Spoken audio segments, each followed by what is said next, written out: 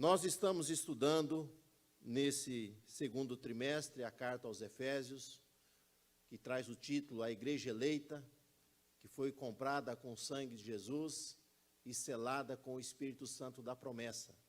E hoje nós já estamos chegando ao capítulo de número 3 e vamos estudar do versículo 14 ao versículo de número 21.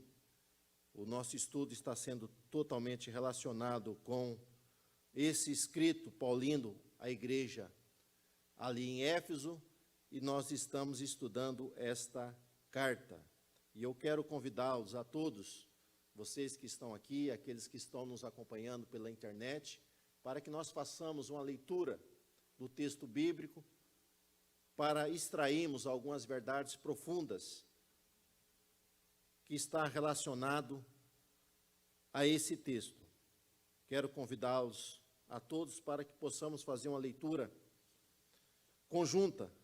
Eu vou ler o primeiro versículo, o 14, vocês leiam o 15, nós vamos alternar até o versículo de número 21, e o 21 todos nós estaremos lendo junto.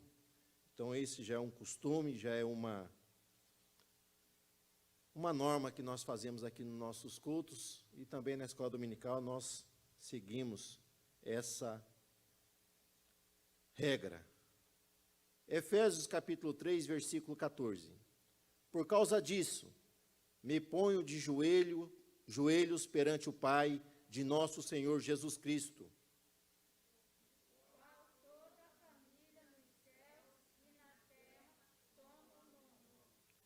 para que, segundo as riquezas da sua glória, vos conceda que sejais corroborados com poder pelo Espírito no homem interior.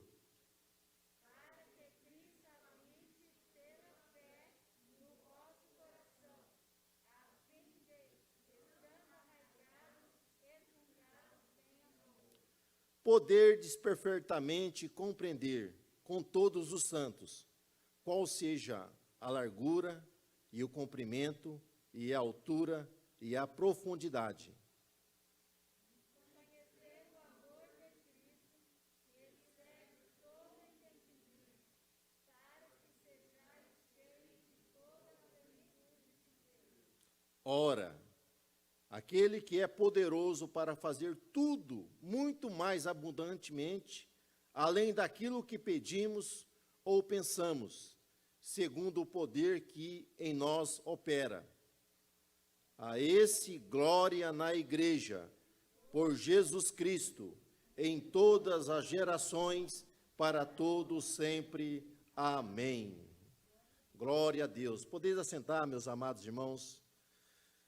Então, hoje, nós vamos estar estudando, o título da nossa lição é a intercessão pelos Efésios. Então, aqui nós encontramos, nesse texto que nós lemos aqui, a segunda oração que Paulo faz para a igreja de Cristo Jesus. A primeira oração, no capítulo de número 1, apóstolo Paulo, ele ora para que a igreja venha ter aberto os olhos do conhecimento, para que possa compreender as grandiosas bênçãos de Deus sobre a igreja. E no versículo de número 3, no capítulo de número 3, Paulo ele começa agora, meus irmãos, revelar um mistério que estava oculto desde a fundação do mundo. E nós aprendemos que esse mistério é a igreja, que foi fundada antes de Deus criar o homem. Deus já tinha um projeto, um plano para a unificação de uma humanidade. Que esse foi o propósito de Deus, fazer somente uma humanidade, no caso, uma só nação. Mas nós vamos ver que o pecado, ele veio levar o homem a uma vereda contrária à vontade, ao projeto de Deus. Mas já estava revelado que Deus haveria de trazer uma só unidade, um só povo, através da sua igreja. Então, Paulo é o portador dessa revelação, desse mistério que estava oculto. Então, diante dessa grandiosa revelação, que é a igreja, comprada e remida com o sangue de Jesus Cristo e selada com o Espírito Santo da promessa, que agora Paulo novamente ele vai orar para com a igreja. E nós vamos aprender aqui sobre alguns pontos, meus irmãos, o porquê Paulo vai estar orando para a igreja aos Efésios. Primeiro, no versículo 16, Paulo ora para que a igreja seja fortalecida no Espírito. Segundo, versículo 17, para que Cristo habite pela fé nos corações ali dos cristãos ali de Éfeso. Terceiro, versículo 19, conhecer o quê? E compreender o amor de Cristo. E quarto, que eles sejam cheios da plenitude de Deus. Então, Paulo vai orar nesses 4 pedidos específicos para que a igreja possa ser fortalecida, ela possa continuar peregrinando por este mundo, fazendo a vontade de Deus e levando o amor de Cristo a toda a humanidade. Então, nessa lição, nós estaremos estudando sobre a oração intercessória. E no primeiro versículo que nós encontramos, versículo de número 14, Paulo vai dizer: por causa disso, me ponho de joelhos perante o Pai de nosso Senhor e Salvador Jesus Cristo. Por que Paulo ele começa com essa expressão dizendo por causa disso? Então, toda oração, meus irmãos, ela tem que ter objetivo. Ela tem que ser específica. Jesus, quando ele fala da oração, lá em Mateus, capítulo de número 6, versículo de número 7, ele diz: quando for orarem, não useis de vãs repetições, como os gentios, como aqueles que não conhecem a Deus. Mas a oração, na verdade, é uma comunicação, é um relacionamento entre Deus e o homem, entre o homem e o seu Pai. Então nós vamos ver que a oração ela é uma maneira do homem se comunicar com Deus. Só que nós vamos entender que há uma variedade de tipos de oração. Nós temos a oração que ela é uma oração somente de gratidão.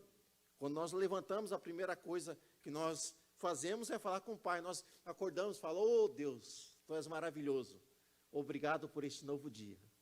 Mais um dia que nós temos, é uma oração de agradecimento. E você ali nessa oração, você tem louvor, né? Você louva a Deus pela sua misericórdia, pelas bênçãos recebidas e pela oportunidade de estar vivendo, e você faz uma súplica. Você ora para que Deus continue te guardando, Deus venha te dar o que? Bons encontros neste dia. Então, a oração, ela tem o quê? Um direcionamento, ela tem o quê? Um objetivo. Mas na oração que Paulo está dizendo aqui, não é uma oração de agradecimento, não é uma oração de súplica, não é uma oração que ele está pedindo algo para ele, mas é uma oração intercessória. Esses são um dos tipos mais difíceis de se fazer. O que é? É interceder pelos outros.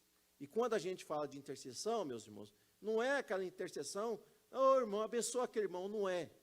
É você sentir o quê? A empatia, se colocar na posição do outro.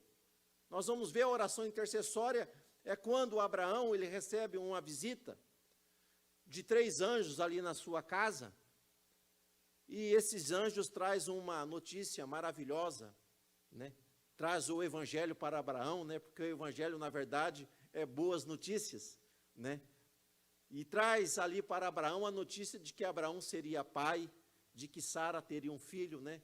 Aquilo é um motivo de alegria ali para Abraão, até mesmo ele ri da situação, e Sara, que está também ali ouvindo aquela conversa, ela também ri dessa boa notícia, né? Porque na verdade eles riem porque Abraão já estava com cerca de quase 99 anos e Sara 90. Então, ali na sua velhice, ele ainda gera fruto, então era algo de maravilhoso. Então eles expressam que essa alegria essa maneira, né, dessa notícia que eles estão recebendo.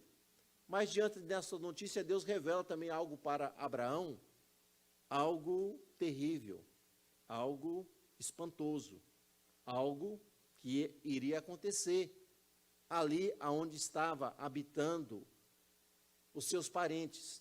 Ló, ele havia mudado para Sodoma, para as regiões ali de Gomorra, e aquela geração era um povo totalmente depravado, um povo ímpio, e Deus anuncia a Abraão que Deus traria juízo sobre aquela localidade.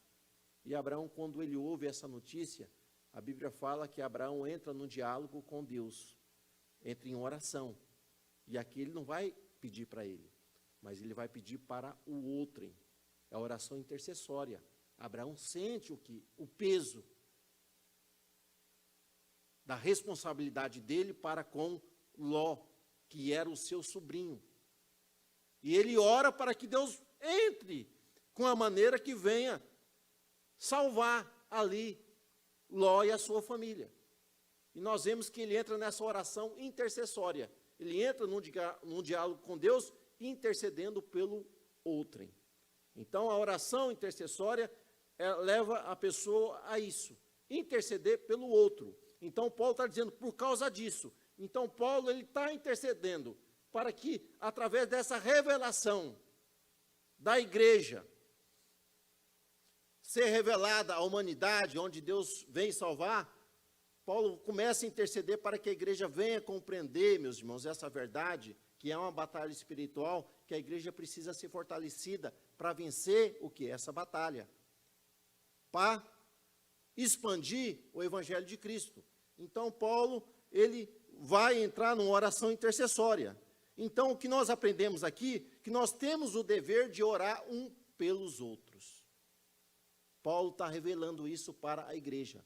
Nós temos a obrigação de orar um pelos outros. E isso começa pelas autoridades. Nós temos que orar pelas autoridades constituídas, nosso presidente, o nosso governador, o nosso prefeito. Nós temos que orar, meus irmãos, pela nossa comunidade. E, acima de tudo, nós temos que orar um pelos outros, pela comunidade da fé. Então, quando Paulo, ele ora, ele nos revela essa grande verdade. E esse é o primeiro ponto que nós temos que colocar aqui. Porque muitas vezes as pessoas só querem pedir, mas ele nunca intercede pelo outro. Ele nunca está se colocando na posição do outro. Mas nós temos que entender essa verdade. Nós temos que ter o que? Essa empatia, esse amor pelo próximo, se colocar no lugar dele diante das suas dificuldades. Paulo continua dizendo, por causa disso me ponho de joelhos. Por que Paulo se coloca de joelho nessa postura? Se colocar de joelho significa o quê? Submissão. Significa o quê? Um reverenciamento a uma outra pessoa. Eu me coloco o quê? De joelho. Qual é a postura da oração? Alguns vão dizer, né, não é só de joelho. Não, meus irmãos. De joelho indica alguma coisa, mas a melhor maneira de orar é ter uma postura de um coração quebrantado, de um coração contrito, de um coração temente a Deus, e de um coração amoroso para com seu próximo. A posição, ela independe. O que manda é o coração. Qual que é o seu sentimento quando você ora? Você reconhece que realmente Deus é o seu Pai? Você reconhece realmente que você necessita dele? Então, Paulo é uma posição que não era muito comum para os judeus. Mas, geralmente, entre os gentios, eles se oravam de joelhos. Porque o judeu, muitas vezes, ele se prostrava. Ele colocava o corpo no chão e a boca no pó. Mas os gentios era de joelho. Em muitas maneiras, nós temos de orar. Ezequias, quando ele estava doente, a Bíblia fala que ele ora deitado. Ele só se vira para a parede. Mas o coração dele era um coração quebrantado. Era um coração realmente temente a Deus. Então, qual é a postura da oração? Eu posso orar em pé, posso orar deitado, posso orar de joelho. A Bíblia fala que nós temos que orar em todo o tempo. Em todo o tempo nós temos que estar em contínua oração. Em todo o tempo, meus irmãos. Muitas vezes, nós não conseguimos fazer longas orações. Muitas vezes, fazer oração de 1 hora. Só que quando estamos acordados, dificilmente nós ficamos mais de 10 minutos sem orar. Porque em tudo a gente está pedindo para Deus graça, está pedindo misericórdia, está pedindo ajuda, está pedindo socorro. Né? Mesmo levantando, a gente levanta meio atrasado para o emprego, a gente ajoelha ali rapidinho, faz aquela oração ali rápida, mas quando você entra dentro do carro, pelo menos comigo é assim, do intervalo que eu estou ali até chegar lá onde que eu trabalho, meus irmãos, você começa a orar, começa a agradecer a Deus, você começa a entrar em um relacionamento íntimo com Ele. Porque toda vez quando coloco, falo, Senhor, é mais um dia de trabalho, Senhor, eu preciso da Tua direção. Eu preciso que Tu me ajude. E durante o dia vai surgindo os trabalhos, as dificuldades, entre as conversas, algumas conversas a gente fala misericórdia, mas na outra a gente fala, Deus nos dá graça para que venha tomar uma posição. Então, a oração, meus irmãos, ela precisa ser contínua. Nós não podemos perder a comunicação com Deus. Orar em todo o tempo. Talvez a gente não ora tanto tempo de joelho, mas não podemos ficar muito tempo sem comunicar com o Pai Celestial. E ele continua dizendo, por causa disso me ponho de joelho perante o Pai de nosso Senhor Jesus Cristo. O que Paulo está dizendo aqui, meus irmãos, que o endereço da oração é o Pai. Jesus, quando ele ensina a orar, Jesus fala, quando for orar, vocês começam orando assim, Pai nosso que está no céu. Toda a oração é dirigida a Deus. Está centrada nele. Ele é o Criador de todas as coisas. Ele é o sustentador. Ele é o Senhor. Só existe um Deus. Embora essa unidade de Deus é subsistente em uma trindade, Pai, Filho e Espírito Santo, mas toda oração tem que ser dirigida ao Pai eterno, ao Deus Altíssimo, através do nome de Jesus. Jesus fala que nós temos que orar a Deus através do seu nome. Tudo que pedires ao Pai em meu nome, vos será feito, mas desde que esteja dentro da vontade de Deus. Então, a oração ela é dirigida ao Pai. E só existe um intermediador entre Deus e os homens, que é Jesus Cristo, o nosso Senhor e Salvador. Então, não há outra maneira, não há outra pessoa da qual nós podemos nos apegar, que não seja Jesus orando ao Pai. E a Bíblia fala que nós, meus irmãos, temos a ajuda do Espírito Santo. Então, aqui nós temos aqui a trindade na oração. Toda a oração, ela é direcionada ao Pai, através do Filho. Mas com o auxílio do Espírito Santo. Porque ninguém pode, meus irmãos, clamar a Deus de uma maneira verdadeira, de uma maneira sincera, se o Espírito Santo não manifestar na sua vida. Continuando, do qual toda a família nos céus e na terra toma o nome. Olha que coisa tremenda. Então a oração é feita ao Pai. Mas aqui nós temos a relação dentro da igreja, essa relação de paternidade e unidade. Uma comunicação entre Deus e a igreja. Deus é o nosso Pai. Se Deus é o nosso Pai, nós somos colocados, meus irmãos, agora na família de Deus. Através de Cristo nós somos adotados. Porque Deus tem os seus filhos aqui, do qual toda a família nos céus. Qual é a família dos céus? Isso aqui está falando dos anjos. Dos anjos que mantiveram a sua obediência e sua lealdade a Deus. Porque o diabo e os demônios que seguiram ele já não fazem mais parte dessa família. Mas nós fomos introduzidos nessa família através do sacrifício vicário de Cristo ali na cruz do Calvário. Nós somos comprados com o sangue de Jesus e nós fomos adotados na família de Deus. Então, do qual toda a família no céu e na terra toma o seu nome. Então, nós tomamos o quê? O nome do Pai, o nome de Deus, o nome do seu Filho amado Jesus Cristo. E aí nós entramos, depois da introdução, nós entramos aqui na nossa primeira parte da nossa lição da escola dominical, aonde esse primeiro título ele fala sobre corroborados com o poder do Espírito. Nós temos as riquezas da sua glória, o fortalecimento com o poder e habitados por Cristo. Então, o que Paulo vai interceder aqui é para que, segundo as riquezas da sua glória. Então, no capítulo 1, nós vamos ver que Paulo diz que Deus é o Pai da glória. A glória está nele. E a glória é manifestada entre os homens, através do seu Filho Jesus Cristo.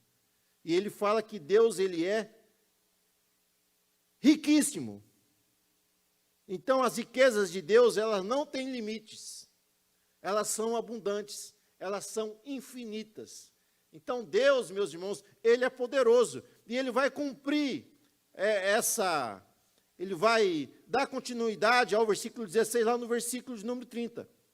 No versículo número 20. Para que, segundo as riquezas da sua glória, Deus que é poderoso, ele fará abundantemente muito mais daquilo que pedimos ou pensando, segundo o poder que opera em nós. Então Deus é riquíssimo em muitas bênçãos para nos abençoar, em muitos recursos para nos socorrer. Então nós somos filhos de um Deus, que é o sustentador do universo, meus irmãos, e controla todas as coisas. Então todas as possibilidades estão em Deus. Por isso nós não podemos temer diante das dificuldades, diante das calamidades que nós encontramos na nossa vida. Porque nós temos um Deus que é rico. Embora muitas pessoas já vão usar esse versículo para o lado da prosperidade, mas nós vemos aqui que Deus é riquíssimo em graça, em misericórdia, em amor, em longanimidade para conosco. Nós temos que nos atentar para isso, meus irmãos. Buscarmos as riquezas que há em Deus. Né? E que riquezas são essas, meus irmãos? Riquezas relacionadas com o seu caráter. Deus é santo, Deus é justo, Deus é amor. Então Deus, ele é rico, Ele quer nos doar da sua riqueza. Mas muitas vezes as pessoas abrem um guarda-chuva e não quer ser molhado pelas bênçãos de Deus. Porque muitas vezes, meus irmãos, ser alcançado por bênçãos espirituais está relacionado a uma perseguição feroz do mundo contra nossas vidas. E muitos querem viver no mundo de comodismo. Mas nós somos chamados para nos revestir dessas bênçãos que há em Cristo Jesus.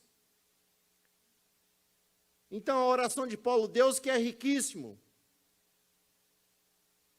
Paulo está intercedendo, orando para que Deus que é riquíssimo venha conceder à igreja para que ela seja corroborada com poder pelo Espírito no homem interior.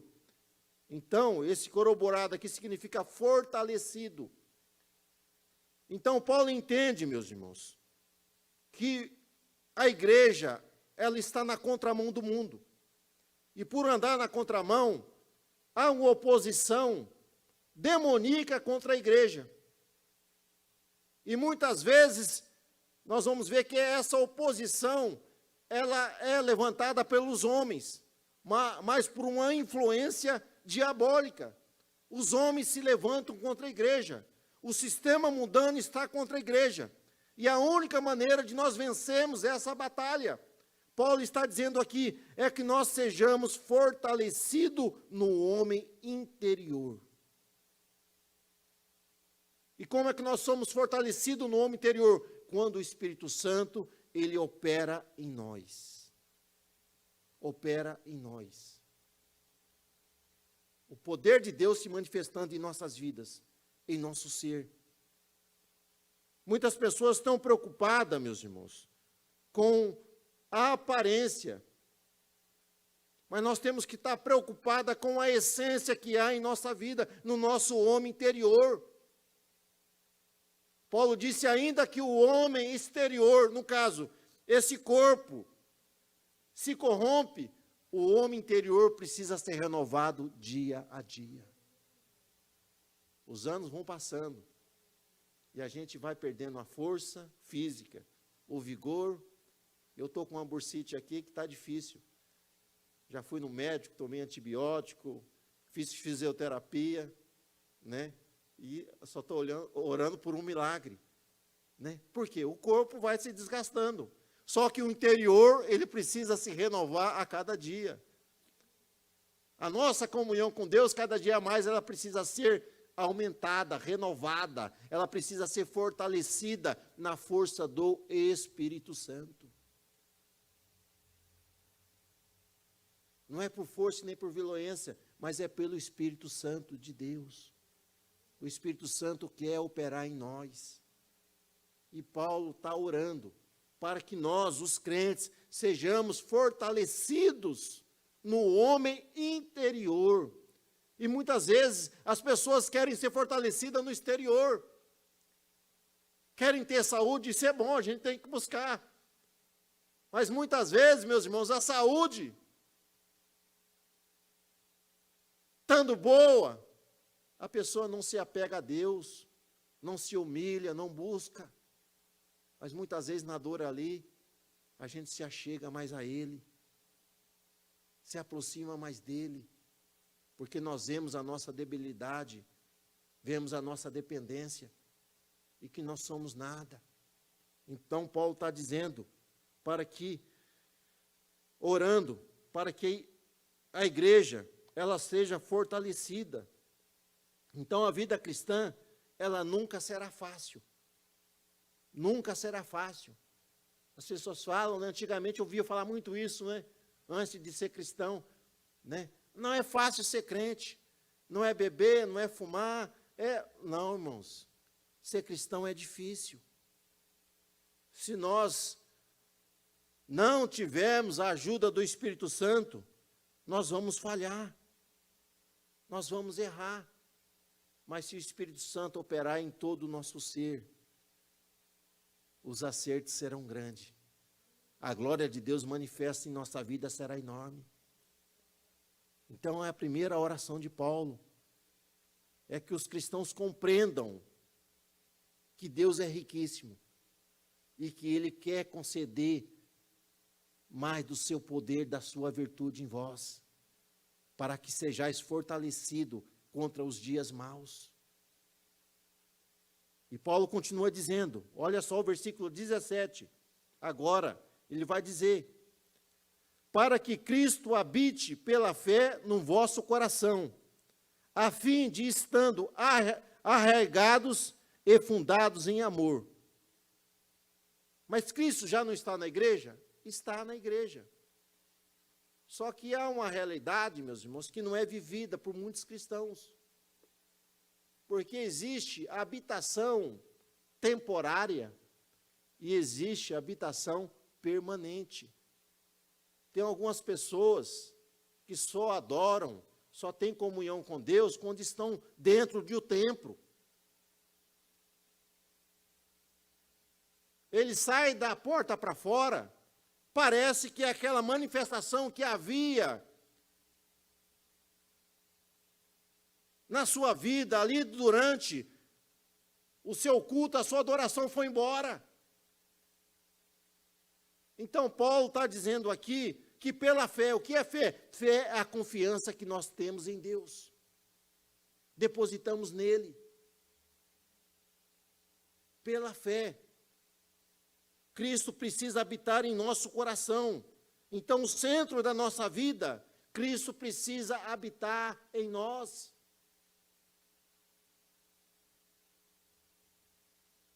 Porque Cristo, em alguns lugares, no emprego, Cristo não habita na vida dele. Na empresa, ele é tribuloso.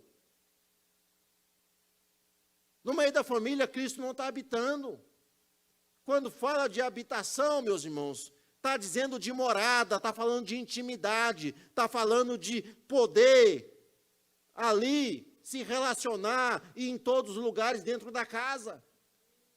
Quando vem um visitante em casa, a gente sabe que o visitante vai ali, ele fica na sala, talvez vai na cozinha, ele fica restrito a uns determinados cômodos, porque é visitante.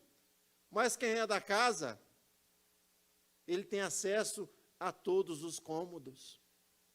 O que Paulo está dizendo, Jesus Cristo quer ter acesso em toda a sua vida, no seu coração, nos seus pensamentos, na sua mente. Cristo precisa habitar em nós de uma maneira, meus irmãos, abundante em nossa vida. Não podemos ser morada.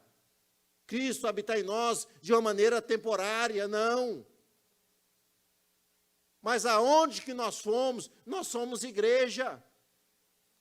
Cristo precisa fazer morada permanente em minha vida, na sua vida, em nosso coração, para que possamos ser uma bênção aonde quer que nós venhamos andar. Porque se Cristo verdadeiramente habitar em nós, nós seremos uma bênção, mesmo diante das dificuldades, das adversidades. Então Paulo, ele ora para que a igreja seja fortalecida no seu espírito, no homem, na mulher interior, o Espírito Santo venha operar em sua vida e Cristo venha fazer morada permanente. Que Deus nos ajude, meus irmãos. Que Cristo possa dominar em todos os cômodos da nossa vida. Espírito, alma e corpo, Cristo possa reinar em meu coração, em seu coração, em sua vida, em todo o nosso ser. Cristo quer habitar. E Paulo quer que a igreja compreenda essa verdade. Porque é muito lindo ver a igreja reunida, aqui a igreja cheia, adorando, em uma só fé, em uma só comunhão. Mas quando acaba o culto, cada um vai para o seu lado, vai tomar conta da sua vida, e não tem nada mais de relacionamento um para com o outro, não ora, não intercede. Cria-se aqueles grupinhos. A igreja ela é um, apesar que há vários grupos dentro da igreja, mas a igreja é única. Há um corpo, há aqueles que pertencem ao coral, há aqueles que pertencem ao grupo dos adolescentes. Existem vários departamentos da igreja, mas há uma unidade. Cristo é a cabeça, Ele é o senhorio de tudo isso. Ninguém consegue sobreviver isolado um dos outros. Nós precisamos estar em comunhão, e essa comunhão só vai acontecer se Cristo habitar abundantemente e permanentemente em nossos corações.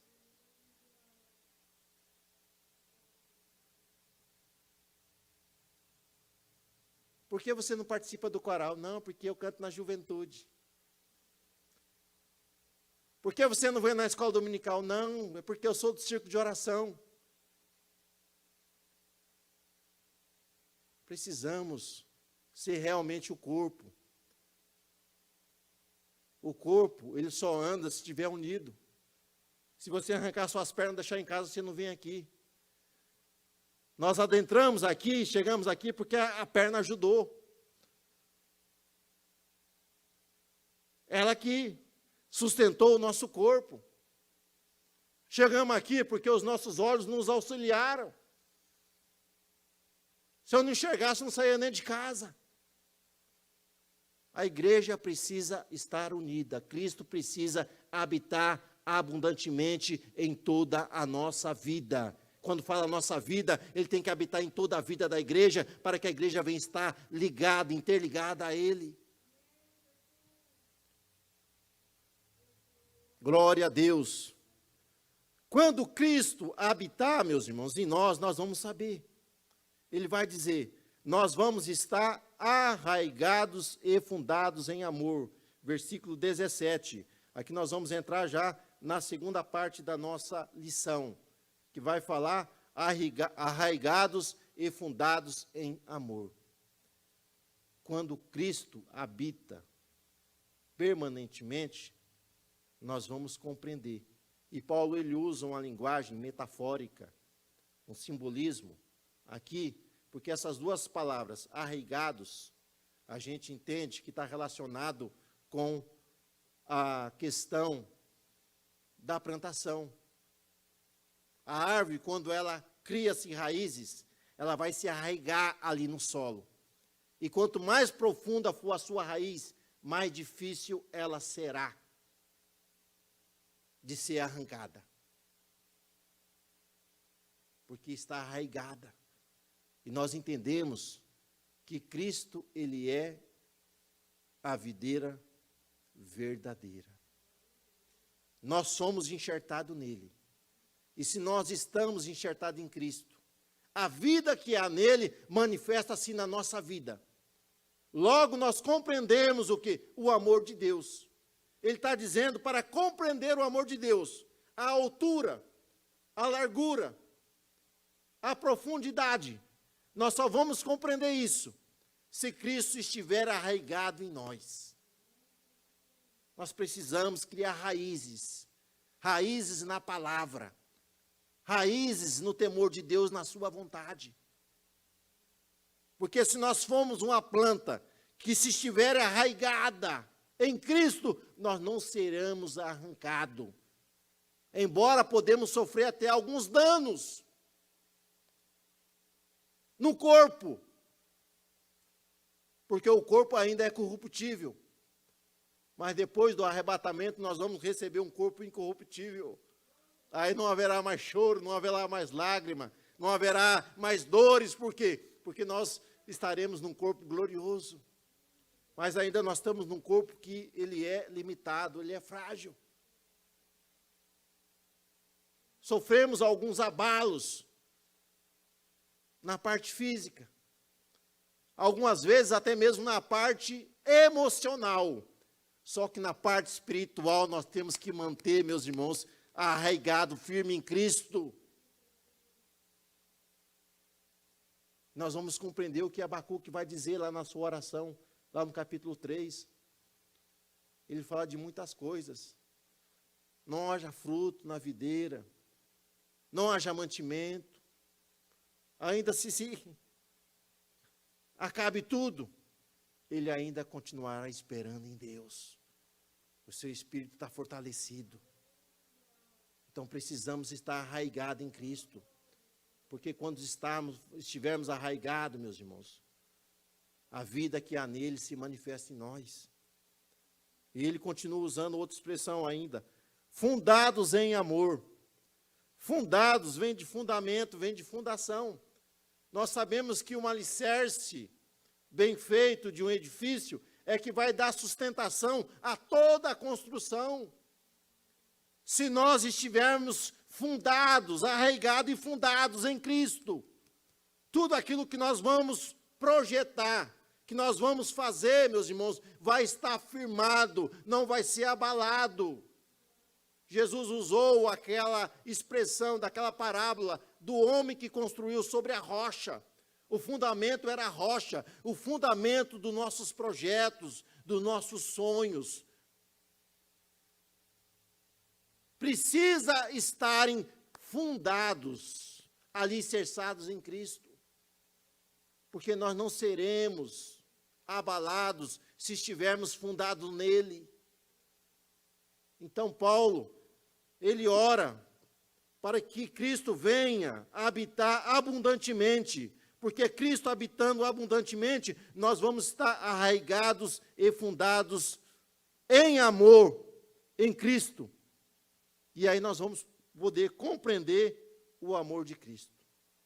O homem só consegue compreender e conhecer se estiverem arraigados nele e edificados sobre ele. Aí o homem consegue compreender a dimensão desse amor. Embora o amor de Cristo, ele é imensurável, ele é intenso, ele é enorme, ele é grandioso. Não tem como medir, embora ele fale sobre isso. Mas nós vamos compreender o quê? A essência dessa verdade. Cristo deu a vida por mim e por você. Nós compreendemos a realidade desse amor. Deus amou o mundo de tal maneira que deu o seu Filho único, para que todo aquele que nele crê não pereça, mas tenha a vida eterna. Nós compreendemos a essência do quê? Do amor que há em Cristo. Esse amor, meus irmãos, que há em Cristo, ele precisa ser manifestado em nossas vidas. Porque a virtude do Evangelho é o amor. A essência que há em Deus é o amor. E nós precisamos estarmos fundamentados nele, para que possamos ter vitória diante da nossa caminhada. A mensagem do Evangelho é o amor, e nós vamos ver, Jesus disse, lá em João,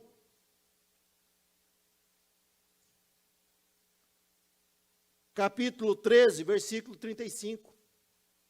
Jesus disse: vocês serão conhecidos, meus discípulos, se amardes um aos, vocês serão conhecidos, que são meus discípulos, se vos amardes um aos outros. Então, a virtude de que nós somos cristãos, de que nós pertencemos a Deus, está relacionada a um relacionamento amoroso com o nosso próximo. O amor é essa essência. Porque se alguém não ama, João 1, 4, 8, aquele que não ama não conhece a Deus, porque Deus é amor. Se eu não amo o meu irmão, eu não amo a Deus. É isso que a Bíblia vai nos dizer. Se eu diz que eu amo a Deus e não amo o meu irmão, João está dizendo que eu sou um mentiroso. Porque se Deus é amor, se eu sou filho de Deus, Deus é amor, esse amor vai ser manifestado em minha vida. É o DNA que nós pertencemos a Deus, é o amor. Porque se Deus é amor, o DNA que precisa ser manifestado na minha e na tua vida é o amor para com o nosso próximo.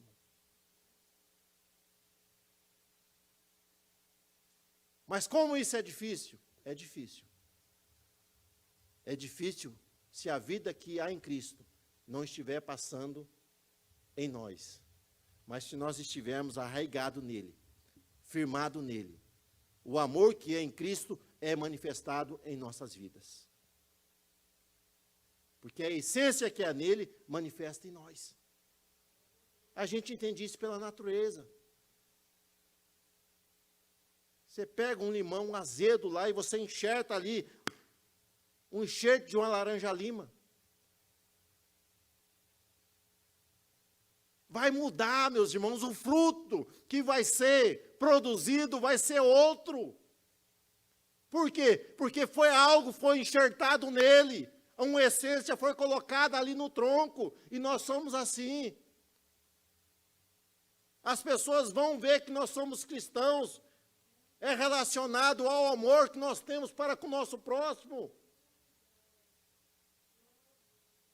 Paulo vai dizer ali em Coríntios, capítulo 13, ainda que eu fale línguas estranhas, ainda que eu tenha todo o dinheiro para aplicar em assistencialismo, ainda que eu tenha o dom de profetizar, de pregar, venha levantar um auditório enorme para ouvir, se não tiver a essência do amor, nós nada somos.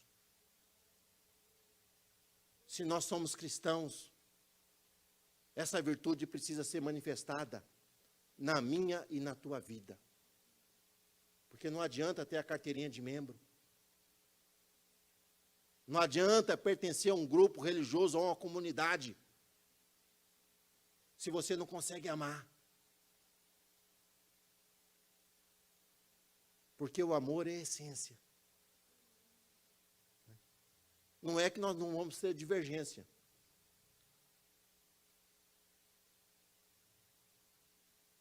Lá em casa nós estamos em 5. As divergências políticas, as divergências, né, relacionadas a alguns gostos, né? Uns gostam de legumes, outros gostam de carne. As diferenças, meus irmãos, mas a unidade, o relacionamento, ele é harmonioso, mas há as divergências. E assim há dentro da igreja. Pessoas de vários grupos sociais. Mas o que nos liga é maior do que toda a ideologia ou filosofia que nós aprendemos lá fora. O que nos liga é o amor que está em Cristo Jesus, e isso precisa ser manifesto no meio da igreja. Precisa ser manifesto entre nós. Quando eu leio nesse versículo aqui, quando a gente lê, a gente estuda, a gente, Jesus, amado, nos dá graça, meu Pai. Porque não é fácil ser cristão. Mas a gente está orando ali todo dia, Senhor, nos ajuda a amar. Nos ajuda a sermos perdoadores. Nos ajuda a sermos misericordiosos. Porque não é fácil, meus irmãos. A natureza carnal, ela ainda quer manifestar em nossos corações. Porque nós aceitamos a Cristo. Mas a velha natureza, ela ainda habita em nós. E ela precisa ser amortecida pela presença poderosa do Espírito Santo em nós. Porque nós temos essa dupla natureza. A carne combatendo contra o Espírito. Porque é fácil amar com amor cotidiano. O amor fraterno. Você ama seus filhos. Você ama seus parentes. É fácil amar com amor fileu ou filia, como diz alguns. As pessoas te tratam bem, você trata bem, e há reciprocidade. Porque está te fazendo bem, você vai fazer bem. Há um amor erótico, você ama seu esposo te ama. Há aquele erotismo, aquela conjunção carnal ali. Há o amor. Mas quando fala em amar o diferente, aquele que não faz parte da sua comunidade, aquele que não faz parte do seu grupo, aquele que não tem o mesmo pensamento com você, aí se torna difícil. Mas Jesus amou a todos independentemente. Jesus veio quebrar as barreiras do preconceito, da religião, da acepção de pessoas.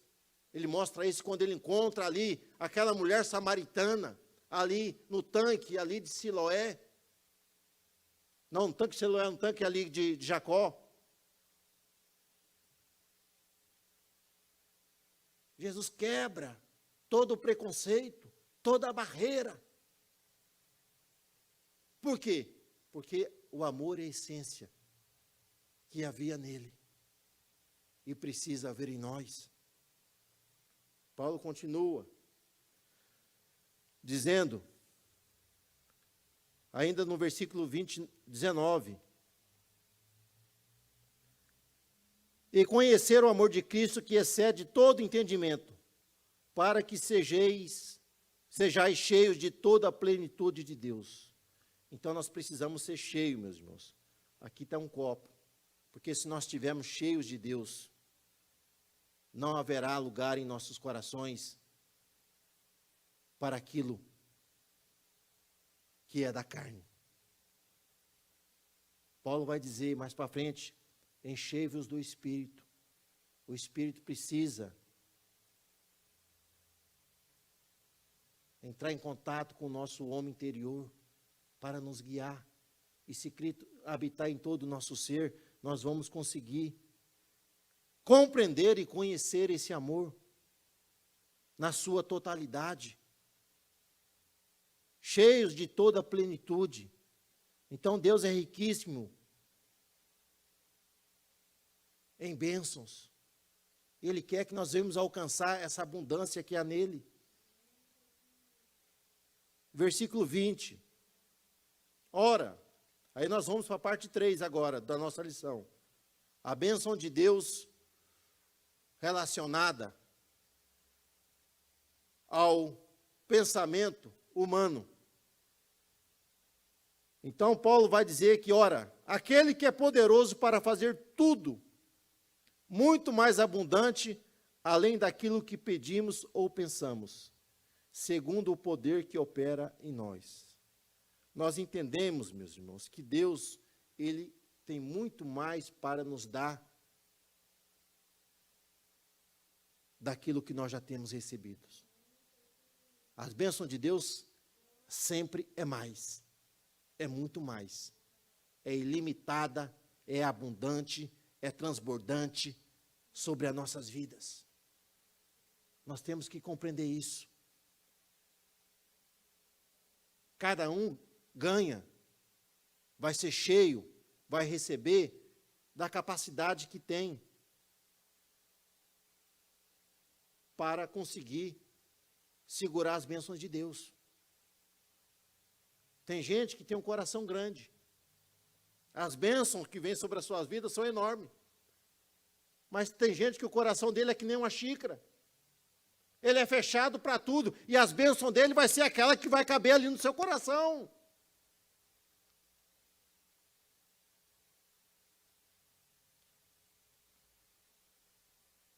Então Deus faz muito mais, os pensamentos de Deus é muito mais elevado do que o nosso. É muitos maiores. Então nós temos que aprender a sermos agradecidos. Agradecidos em tudo. O que eu tenho, eu agradeço. Se eu não, alguma coisa que eu quero ter ainda não tenho, meus irmãos, vamos ser agradecidos pelo aquilo que nós já recebemos. Deus quer abençoar abundantemente. As bênçãos de Deus, elas são sem medidas. São grandiosas para a nossa vida. Mas muitas vezes a gente fica, né? Em vez de agradecer, é ingrato, quer mais. Mas não aprende a reconhecer pelo aquilo que já recebeu. Porque tudo que nós pedimos a Ele, se estiver no centro da sua vontade, Deus vai te dar. Pode ter certeza disso. Deus vai derramar sobre a sua vida, sobre a minha e a sua vida. Precisamos compreender isso. Ele é poderoso para fazer muito mais. Versículo 21. A Deus, a esse glória na igreja, por Jesus Cristo, em todas as gerações, para todos sempre. Amém. Então, o que Paulo está dizendo, a esse a glória na igreja. Vamos agora encurtar essa palavra aqui, igreja somos nós. Não é o templo físico, mas igreja somos nós. As riquezas da sua glória, Deus quer manifestar no templo, na igreja, que é você. Eu e você somos igreja. Deus quer manifestar as riquezas da sua glória em nós. De uma maneira plena. A plenitude de Deus, Deus quer se revelar em você. Para que isso venha a acontecer, é necessário que Cristo habite permanentemente em vós. nós vamos ver que quando a arca foi colocada ali no Santo dos Santos, ali no tabernáculo, a glória de Deus se manifestou.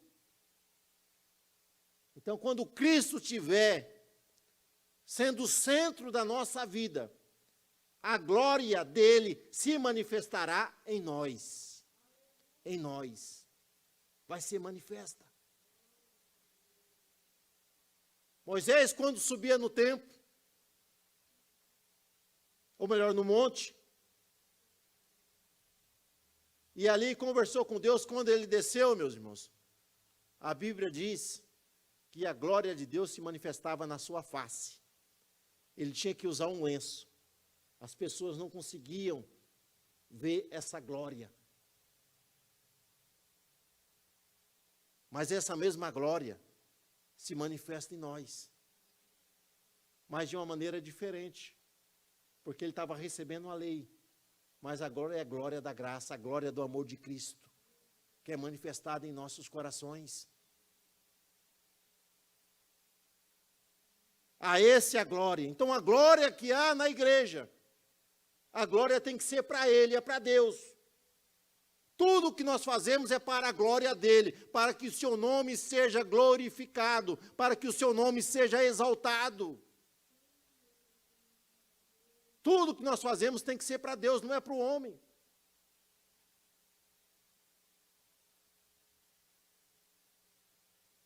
Se é para fulano tu vai fazer? Vai, então eu vou. Não, irmãos. Nós temos que fazer para Jesus. Tem pessoas que querem fazer, não, vou fazer, não, quem é que está na frente? Independente de quem está na frente, de quem vai fazer, nós fazemos é para Jesus. É para Deus. É o nome dele que tem que aparecer. É ele que tem que ser glorificado. Embora nós louvamos a Deus pela vida de muitos homens, muitas mulheres que são instrumentos de Deus, mas a glória sempre é dele. Deus não dará e não repartirá a sua glória com nenhum outro. A glória é para ele. A glória de Deus se manifesta no meio da igreja, mas a glória é dele e para ele. Não é para nós. Porque tem gente que quer fazer para ser aplaudido, quer fazer para ter fama, quer estar na frente para ter os holofotes. Mas a glória tem que ser para ele, porque tudo que nós fazemos é por causa dele. Não é para o homem.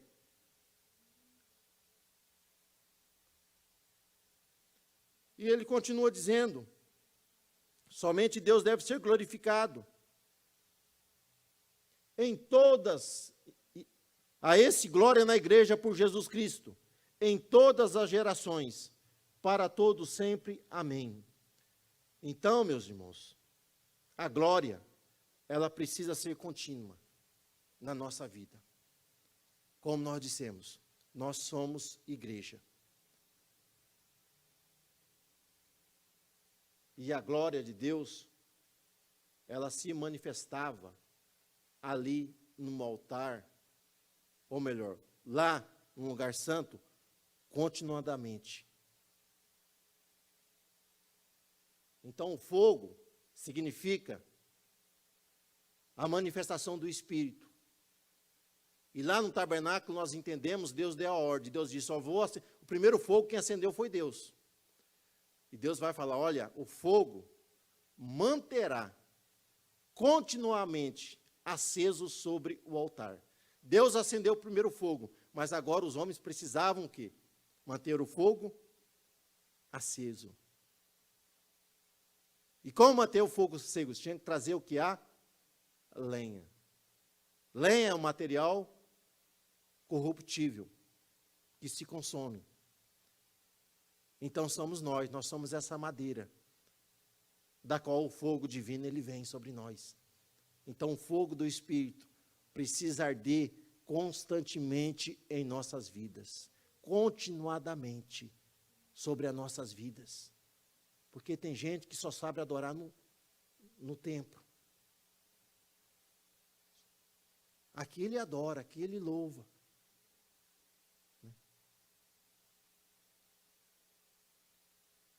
lembrando disso, lembrei ontem, nós estávamos dizendo, porque toda vez que a gente começa a viajar, a minha esposa e meus filhos têm que tolerar o meu cântico, a minha canção, né? E ontem indo para o rancho, ela falou, você não providenciou uma música para a gente ouvir? Não, né? Eu falei, não, mas quando a gente anda, eu sou o levita, né? Eu sou o cantor, né? Aí os meninos dão risada, porque eu não sou afinado, não tenho uma afinação boa, a minha oratória não é boa, né? Aí todo mundo dá risada, porque eu começo a cantar, né? E aquelas músicas desafinadas, né? O povo, não tem uma música para colocar aí não, mãe? Mas, meus irmãos, né? A nossa adoração, ela tem que sair do templo, dessa parede, porque nós somos igreja. A samaritana, quando encontrou Jesus, ela disse, olha, os judeus dizem que o local de adoração é lá em Jerusalém. Os nossos pais dizem que é nesse monte aqui, ó, né? No monte, porque eles fizeram um templo, mas os judeus foram lá destruir o templo. Eles agora ficaram adorando no monte. E qual é o lugar certo? É lá em Jerusalém ou aqui no monte? Jesus falou, a hora é chegada. Que não é nem em Jerusalém, nem no monte. Os adoradores adorarão o Pai em espírito e em verdade em todo o tempo. A nossa adoração é em todo o tempo. É 24 horas por dia nós somos um adorador. Precisamos compreender. E chegamos ao final da nossa lição, meus irmãos. Paulo, ele intercede pela igreja que estava ali em Éfeso e também por nós. Que nós possamos sermos fortalecidos pelo Espírito Santo no homem interior. Porque mesmo de circunstância difícil, nós vamos ter paz. Cristo precisa habitar permanentemente na minha e na tua vida. Não é temporário, é permanente. Morada permanente. Porque se ele for morada permanente, nós vamos descansar diante das dificuldades. Salmo 91. Aquele que habita no esconderijo do Altíssimo, à sombra do Onipotente descansará. Ele fala que habita no esconderijo, mas o Deus Altíssimo veio habitar em nós. Olha que coisa tremenda. Deus se revela em Cristo, o Deus Altíssimo que se habita agora na minha e na tua vida. Ele ora para que possamos compreender, não só compreender, mas conhecer a grandeza do amor de Cristo. Nós precisamos saber que Deus é amor. Se nós somos seus filhos, o amor precisa ser manifestado na minha e na sua vida. Porque um primeiro fruto do Espírito é o amor. E por último, Paulo, ele aqui fala, meus irmãos, que nós sejamos cheios da plenitude de Deus. Se isso acontecer, a glória de Deus vai se manifestar sempre em nossas vidas. A glória arderá continuamente sobre o altar. O altar é a nossa vida, o nosso coração. Deus quer habitar, quer manifestar, operar de uma maneira poderosa. Paulo ora por esta causa. E nós temos que orar por esta causa.